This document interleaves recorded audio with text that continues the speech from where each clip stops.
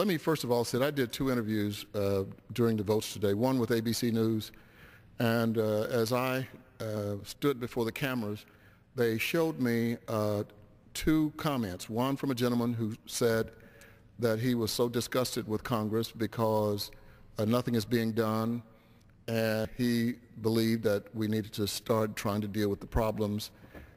He thought that we should not be raising the taxes on what he called ordinary people or low-income working people. The other interview I did on Fox was an interview where I was interviewed about the joblessness among African Americans. I think both of those intersect, and the reason for this is I've said to people that as a Democrat, I was embarrassed that during the last session of Congress, we failed to listen to the American public. The public said they were interested in jobs. I would go home to my district in Kansas City, Missouri, and people would simply talk about the need for jobs. I would come back to Washington, and the only thing we talked about was health care. And health care was important. I supported it. It was not the bill that I wanted, but I supported it anyway, and many of us supported it because of the way in which you, Dr. Christensen, as a physician, presented us with how valuable it would be. But the point is, we never, ever dealt with jobs. We are now into our 194th day into this Congress. And I'm sorry and I am embarrassed that we've not created one single job. African American unemployment is at 16.2. If you use what the Labor Department uses to factor real unemployment, it's called U6, the alphabet U and the number 6. The U6 unemployment for African Americans is at 30%. This is higher than the Depression. The 1929 fall of Wall Street created unemployment that devastated not only this country, but the entire world. I am saying here on the floor in this sacred well that African American unemployment is at a crisis level. Why would that be important to somebody who's not African American or who lives in a community where there are no African Americans? Well, in the first place, we ought to be concerned about all Americans, period. And the day that I'm not concerned with all Americans, I want that to be my last day in this body. I would say at this point, the congressional district from which I come is only 18% African American. But the people of goodwill in my district understand that all Americans should have equal access to jobs. There are a plethora of reasons for the African American unemployment being so high. I won't get into all of them. But I want to tell you that if we had unemployment among any group in America, whether they were news anchors, whether they were comedians, no matter what the group, I think that this country would be in a crisis mode. We would have commissions, we would have the top economists and labor experts becoming involved, trying to figure out how can we erase or reduce the level of unemployment among this particular group. Now, unemployment is at 9.2% with all Americans. That is unacceptable in the most powerful, industrialized, technologically advanced nation on this planet. 9.2 is unacceptable. 16.2 is sinful. It is sinful in this country. I believe that we've got to figure out ways in which we can get something done. One of the gentlemen said during the pre-interview with me that he believed that, to quote him exactly, he said, Congress is broke. It pains me. I've got to tell you that I think he's right. I think it is a broken body. but the public has participated. The public is culpable as well, and that is this. We have people who run thermonuclear campaigns, and instead of public people saying, anybody who would run a nasty campaign is going to be nasty when they get in office, so I'm not going to vote for him or her. But that's not what the public says. They cheer, they rah-rah this negativity on. And the people who run the nasty campaigns on both sides end up in this body, and they just simply escalate it with more publicity. And until the United States citizenry comes to the conclusion that they are sick and tired of what's going on and begin to punish people for being nasty, it's going to get worse and worse and worse. And I would love to be able to someday close my eyes for the sleep among the elders and believe before I go that the United States of America will present to my children and their children, even their progeny, a state that has opened up opportunities to everyone, and a state where the government works. We cannot get anything done because anybody raises their head and presents something. If they belong to the wrong party, they're not going to get recognized, and nothing is going to get done. Republicans do it, Democrats do it. It's wrong no matter who does it.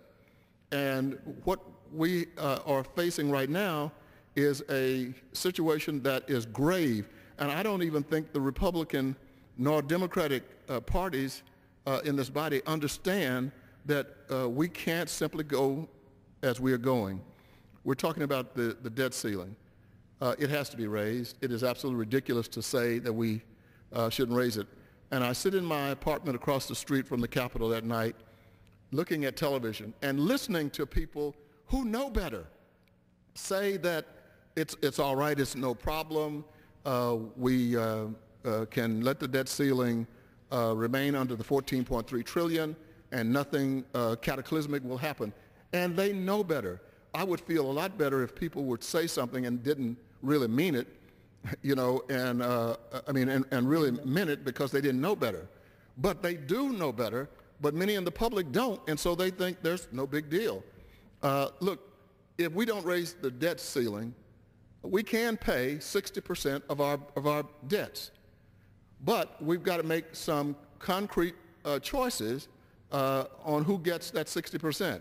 And no matter who gets it, it will create a cataclysm for the United States and perhaps the entire world.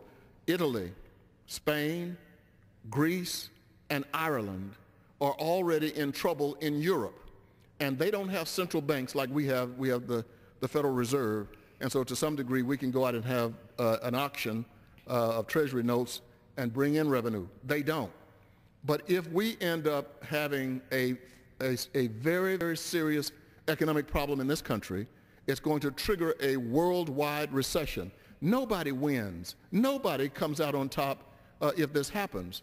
And the unemployment numbers, 9.2, they're going to rise.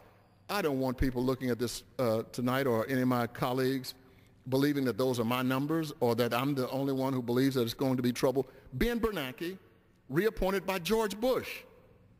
George Bush says that if we make deep cuts in the U.S. budget, it is going to create a problem, because right now the only money that is going into the U.S. economy, into the GDP, into the economic activity, is coming from the United States federal government. And if you begin to cut back drastically, it cannot help but raise the unemployment numbers. And if we fool around and fail to raise the debt ceiling, or just walk to the cliff, walk to the edge, walk to the precipice, the bond rating agencies, who've also already warned us, these are not Democratic bond rating agencies. These are not Congressional Black Caucus bond rating agencies. These are not Republican bond rating agencies. They are the bond rating agencies of the United States of America, and they tell us when we're in trouble. They tell us when we're in good stead. And they have said to us, if you walk to the precipice, we are going to end up getting in trouble, because they're going to downgrade our bond rating. What does that mean? Well, it means that the interest rates are going to rise. China is our number one creditor, external. Most people think that we owe more money to foreign governments than we owe any place else, which is not true. The majority of the debt is held by citizens of the United States. China is number one outside the country, and then Japan. Well, China has no other place to make investments, so that's to our advantage. Japan has nowhere else to make investments. That's to our advantage. But they are going to say to us, look, you guys are not paying your bills. And if you're not going to pay your bills, it is a greater risk to us. And what happens when there's a greater risk? We're going to raise your interest rates. So if the interest rates are raised on the United States, they're going to be raised in all of the banks and any place else where we seek our credit. That is going to create a problem. I don't understand how and why we have allowed all of this false information to go out about how this will not matter and nothing is going to happen. It has nothing to do with the facts. It has to do with the partisanship. It has to do with partisanship. And in this town, in this place, we allow ideology to trump everything. Everything falls second to ideology. And I don't understand how anybody could come to this place and say, I'll come here so that I won't have to compromise. You have to compromise. There's not a person in the world who has been married for any length of time who doesn't understand the word compromise. If they don't understand the word compromise, then they understand the word divorce. And so what we've got to understand here is that we're going to divorce this nation, one side red, one side blue, one side left, one side right, white, right, and we can't get anything accomplished as a consolidated nation.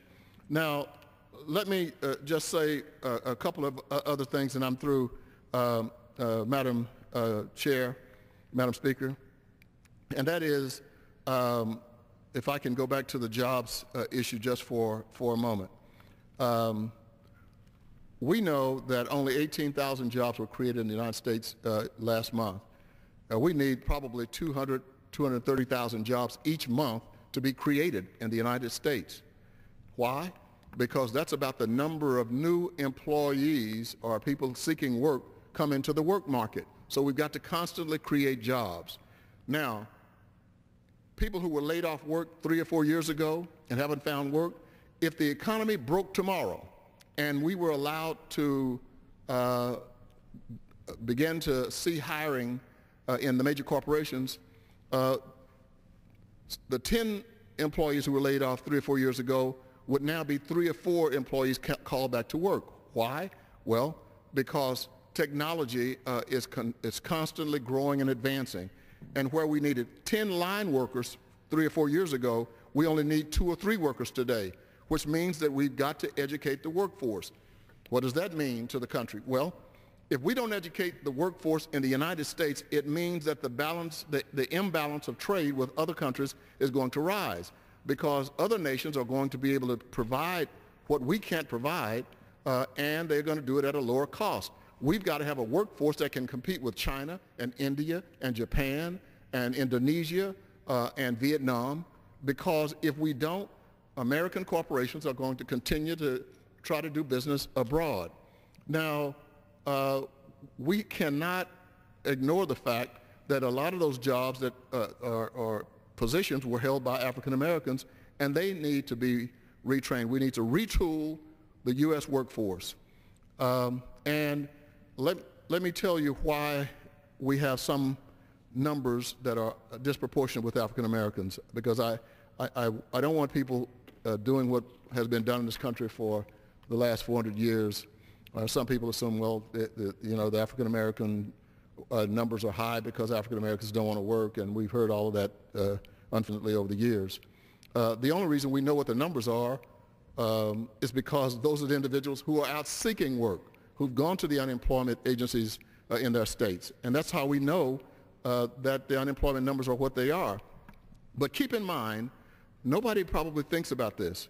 Every time you read about a state laying off workers, a municipality laying off firefighters or police officers, or if you find any government agency laying off, it means that the number of African Americans who are unemployed will rise. And the reason for that is that African Americans disproportionately seek work in the government. We've done it historically because it was always believed that if you could work for the government, the chances are least likely, or less likely rather, for you to be discriminated against. So we have a large number of African Americans who work for the government. And so you see all of these state layoffs all over the country, and I want people to realize when you see those numbers, please understand that a disproportionate number of them are African American. Now, while we are here fiddling, instead of trying to deal with some real problems in this country, there are people with real problems. People who don't have a job, they have a problem. Now, I'm willing to compromise. I've talked about others who won't. I'm willing to compromise. I've already compromised. Look, my father turned 89 years old last Friday. And thank God, glory, hallelujah, I'm happy he's in great condition, probably better physical condition than me. Doctor, I'm going to do better. And my uncle, who is 87, I'm thrilled and fortunate and blessed that they have this kind of longevity in the Cleaver line. But I'm not ever going to compromise on one aspect, and that is Social Security. My father's worked since he was a kid. His brother's worked since he was a kid. And for me to ever support reducing the benefits for somebody who paid into Social Security, this is not some kind of giveaway program. Everybody in this country who paid the payroll tax paid into Social Security. And in their sunset years, they deserve the opportunity to live as decently and in as healthy of an environment as possible. And so I'm not going to compromise on Social Security, at least on the benefits. I will compromise if we raise the age at which people can qualify 10 years down the road. I will compromise on lifting the cap on $106,000. Right now, if you earn above $106,000, you will pay Social Security taxes only on the amount under $106,000. So you can make $6 gajillion and never pay Social Security taxes on but about $5,000, and which I think is actually silly.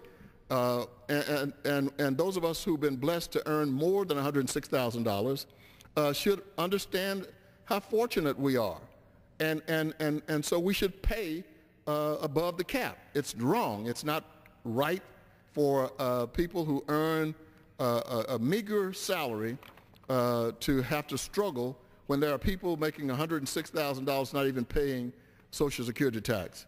Now,